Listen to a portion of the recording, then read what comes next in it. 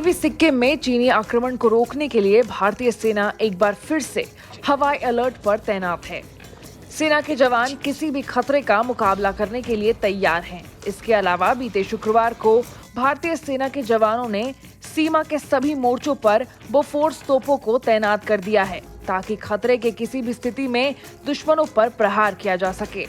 भारत चीन सीमा पर किस तरह की प्रिपेयर्डनेस है, किस तरह की अलर्ट है, वो देखने के लिए सिक्किम में हम इस वक्त आए हुए हैं। और यहाँ पर बोफोर्स गन ठीक चीनी सीमा के बिल्कुल पास किस तरह से खड़ी हुई हैं, वो भी आप देख सकते हैं। बोफोर्स गन ही ऐसी गन है जो यहाँ पर बड़ी अच्छे से काम कर सकती है इन ऊंचाइयों पर। इस वक्त हम लोग लगभग 12,500 फीट की ऊंचाई पर हैं समुद्र तल से। और यहाँ पर अभी हमें ड्रिल दिखाया गया कि 14 सेकेंड में किस तरह से 3 गोले दागे जा सकते हैं यहाँ पर बोफोर्स से। और सबसे बड़ी बात है कि ये जो बोफोर्स गन है, बहुत जल्दी इससे काम किया जा सकता है, काम लिया जा सकता है। और ये जो इसका नोजल है जिससे गोला छोड़ा जाता है, वो इस तरफ किसी भी साइड में बहुत आसानी से घूम सकता है। हालांकि एलिवेशन जैसे जैसे ऊपर आता जाता है, वैसे वैसे थोड़ी रिस्ट्रिक्शंस जरूर आती हैं, लेकिन इसकी स्पीड, इसकी घूमने की ताकत और इसकी गोला दागने की ताकत का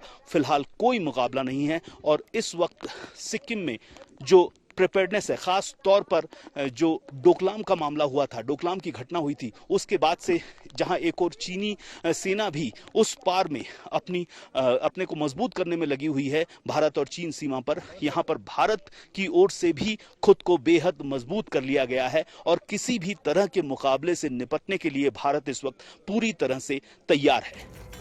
सूत्रों के अनुसार चीन एक बार फिर से सीमा पर गांव बसाने की कोशिश कर रहा है और रास्ते को चौड़ा करने की कोशिश कर रहा है। चीन ने पहाड़ को काटकर लंबे रास्ते का निर्माण कर दिया है, जिससे कि टैंकर भी कुछ घंटों में सीमा तक पहुंच जाए। इसलिए अब भारतीय जवान सतर्क हो गए हैं और ड्रैगन की हर चाल पर पैनी नजर बनाए हुए हैं। मेरे पीछे गन 155 mm बोफोर्स है। यह स्वीडन मेड है और भारतीय फौज में लेट 80s में इसको भारतीय फौज में शामिल किया गया था। यह गन 30 किलोमीटर दूर तक के टारगेट्स को एंगेज करने की काबिलियत रखता है और साथ ही विभिन्न प्रकार का एम्यूनेशन फायर कर सकते हैं। इस गन का एलिवेशन -3 से 70 डिग्री तक और ट्रेवर्स 30 डिग्री दाएं और बाएं है।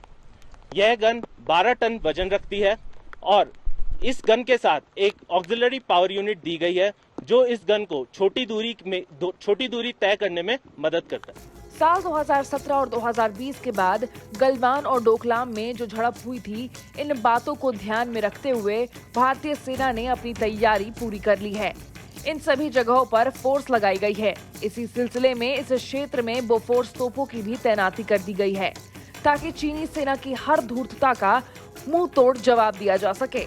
भारत और चीन की सीमा खास तौर पर सिक्किम और अरुणाचल प्रदेश में काफी ऊंचाई पर है। 12,000 फीट से लेकर 18,000 या 20,000 फीट तक ये चली गई है। ऐसे में मौसम भी यहाँ बहुत बड़ा शत्रु है। कभी अचानक बारिश शुरू हो जाती है, कभी ठंडी हवाएं चलने लगती हैं, तो कभी -25 डिग्री तक टेम्परेचर चला जाता है और ये भी आपको मार सकता है। ऐसे में भी हमारी सेनाएं साल दर साल यहाँ पर पूरी मुस्तैदी से काम कर रही हैं और लगातार जुटी हुई हैं। और दूसरी तरफ जो खतरा है वो चीन का खतरा है, क्योंकि डोकलाम हम लोग पहले ही देख चुके हैं किस तरह से चीन ने भूटान के टेरिटरी में रास्ता बनाने की कोशिश की, जिसे भारतीय सेना ने रोक दिया। दरअसल उसे रोकने के पीछे की वजह बहुत जरूरी थी और उसे रोकना बहुत जरूरी था, क्योंकि चीन जो है सिक्किम में, खास तौर पर सिक्किम में थोड़े नीचे की स्तर पे है और हमेशा युद्ध में जो ऊंचाई पर होता है वो जीतता है और भारतीय सेना जो है ऊंचाई पर है।